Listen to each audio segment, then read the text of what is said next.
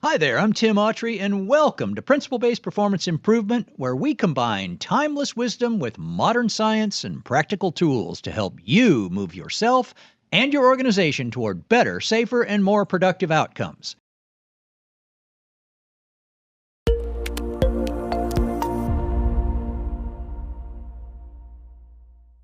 Welcome to episode 4. Now we are going to build the foundation, the philosophical foundation for the next generation approach to human performance and performance improvement. We refer to this as the precepts of practicing perfection. And there are 4 of them. Number 1 is, in my opinion, one of the most profound statements anybody has ever come up with. Things are the way they are because they got that way. Now you're probably thinking, duh. But think about this. Everything in your life right now, at home, at work, in your relationships, with your health, everything in your life is the way it is because it got that way. And before I go any further, let me ask you this question. For every cause, we have what? An effect, correct? Every action generates a reaction. What goes around comes around. Right? So this is an example of how things get the way they are. There's a cause, there's an effect, there's an action, there's a reaction or response, and so forth. Now the reason that I think this is so profound is because when we want to consider making things better, the very first thing we need to do is recognize there is a reason why whatever it is the way it is. You see, one of the classic mistakes is rather than identifying the cause of whatever it is, we tend to chase after symptoms. Think about, for example, you go to the doctor and you're not feeling well. Now, in at least, my experience in the current medical system in the United States, you go to a doctor, you're not feeling well, you get your obligatory 5 minutes because that's how the system works nowadays, and based upon his or her experience, the doctor will, they'll do usually your blood pressure, listen to your heart, maybe listen to you breathe, take your temperature, combine that with what you're telling them and then and what they're observing, and based upon their experience, they will make a shot at taking a diagnosis. Now let me ask you a question. At that moment when they do that, are they addressing the cause or the symptoms? Clearly they're looking at the symptoms. So, one of the classic things is they prescribe some kind of medication, you go take the medication, you go home and you take it, and you're not feeling any better, so you go back again. Maybe they'll do that another time. And eventually, if you're not getting any better, the doctor's going to run some what? Going to run some tests to identify the cause of whatever it is.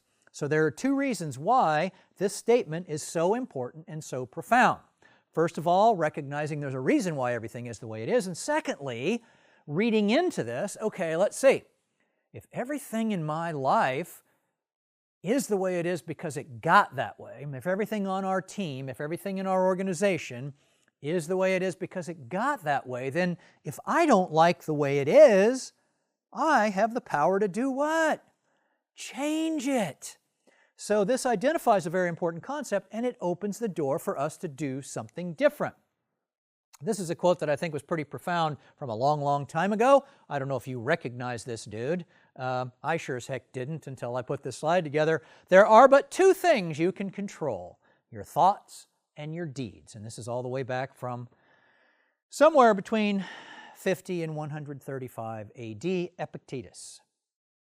Only 2 things that any of us can really control, our thoughts and our deeds. We can't control other people, we can't control what's going on around us, but by golly, we certainly can control our thoughts, choices, actions, and behaviors.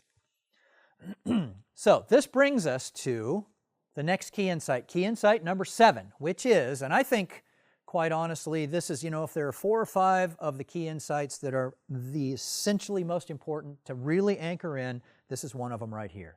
The choices I make dictate the life that I lead. The choices you make dictate the life that you lead. And if you don't believe that, I'm going to prove it to you right now. I want you to think of every choice you've ever made in your whole life. Now, clearly you're not going to remember them all, but if you took them all, the big ones, the little ones, the good ones, the bad ones, and you put them all together, all those choices combined have brought you at this time in this place, sitting on the other side of that screen, listening to me talk. So, likely you've got some good stuff going on in your life. And in those areas, I want to say congratulations. You've obviously made some good choices. On the other hand, all of us have areas of our lives that are not exactly as we would love them to be. And unfortunately, some of us have areas of our lives that really flat out suck. Now, in order for those areas of our lives to get better, either because they're not exactly as we'd love them to be or they're not good at all, the only way they're ever going to get any better is if we start making different choices. The choices you make dictate the life you lead. So we're going to wrap up episode 4 by talking about how people make mistakes. You make them, I make them. We're going to have a fun little exercise here shortly where you get to prove to yourself that you make mistakes if you weren't already aware of that. You see, the thing is, because of how our brains work, we are wired to make mistakes. And we've already mentioned this particular F word before. You and I as human beings are fallible, which means we are capable of making mistakes or being wrong. It's just a fact. Now, let's talk about and make sure we're clear on what a mistake or error is. When we talked about the vision statement before, event-free, worldwide, one life at a time, we talked about the difference between errors and events. Now remember, in the world of PPI, next-gen human performance, a mistake and an error is exactly the same thing. So I want to make sure you're really clear on what that is. A mistake or error is an action or inaction that causes something other than what was intended. And I'll give you a little example here. So I'm here in this studio and I've got this monitor sitting on a stand. Now you can't see this, but there are some legs coming out down there from the bottom. And let's say that I'm getting a little animated and I decide to walk over here, and I'm thinking I'm going to walk over right in front of the monitor, but instead of doing that nice and smoothly, when I attempt to do so, my foot catches on the edge of this and I stumble a little bit. That would be a mistake because you see, my intention was to place my foot aside the leg of the monitor, and unfortunately the action that I took was different than what I intended, so that was a mistake. Fortunately, it wouldn't have any consequence other than me looking a little bit silly. So I want to make sure you're clear on that. Now we're going to come back to that a little bit later when we talk about the differences between mistakes and consequences such as near misses or close calls and those sorts of things. So anyway, we'll get into that a little bit later. So be clear on what we're talking about when we talk about mistakes or errors. And we are all familiar with, I would imagine you are anyway, with Alexander Pope's way back in the day where he wrote the famous quote, "To err is human." And I don't know if you remember the follow-on phrase of that, but to forgive is divine. All right, so let's move forward here. You know, just by being awake and doing whatever it is we do, average human beings make 2 to 5 mistakes per hour. Whether we're typing on a keyboard, entering data, or driving a car, and as you can see, this guy's going the wrong way down a one-way street. You ever done that? I know I've done that a couple of times, and that is not a fun situation to be in. So here's another example that's kind of interesting. So I don't know if you've ever rented a car before, but when we do, we go rent cars, and the controls are a little bit different oftentimes, especially if it's a model of car we've never been in. On average, how many mistakes do you think a person makes in their first hour in a rental car? Well, studies have shown about 10 mistakes, which means if you think about it, your first hour in a rental car, because you're making more mistakes, you're much more inclined to potentially have an accident. So you want to be extra vigilant, extra aware, and extra cautious when you first start driving a new rental car. And here is a number that will make you feel good, especially if you fly a lot like I do. Airline pilots make 5 to 7 mistakes per hour, and this is all documented because, you know, they have the black boxes and everything is recorded.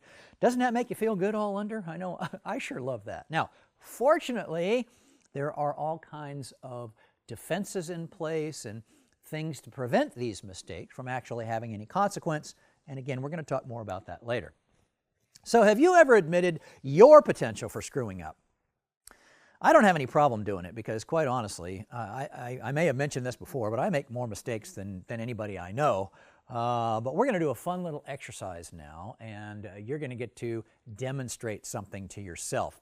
So What this little exercise is going to involve is once the timer starts, some words are going to show up in this white box over here. And you're going to have 15 seconds to do this. And what I want you to do is I want you to count the number of F's that you see, the numbers of the letter F that you see in this statement. And after 15 seconds, the statement's going to disappear. And I want you to write down in your handout, this is on page 27, I want you to write down in your handout the number that you came up with. After the 15 seconds, we'll come back and talk about it. Okay? Go.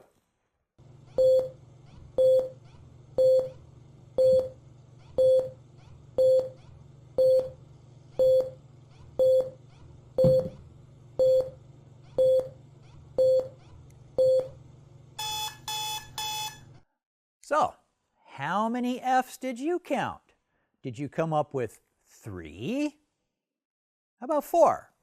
Maybe you got 5. How about 6? Did you get 7? That would really be interesting because the correct answer is 6. Now, one of the reasons that most people, and likely you did this as well, come up with something fewer than the number 6 is because our brains get conditioned to overlook the small things. So, a very common answer to this exercise is the number 3 because people tend to overlook the F associated with the small words of. I found this fascinating the very first time I did it, and hopefully you did as well, and hopefully you just demonstrated to yourself that it is very easy to make mistakes. If you're finding these insights helpful, please share them with your friends and colleagues. Help your search engine find more content like this for you by hitting the like button before you leave. And if these PPI messages resonate with you, subscribe to this channel so you don't miss the next one. Until next time, my friend, be safe, stay humble, and make a difference.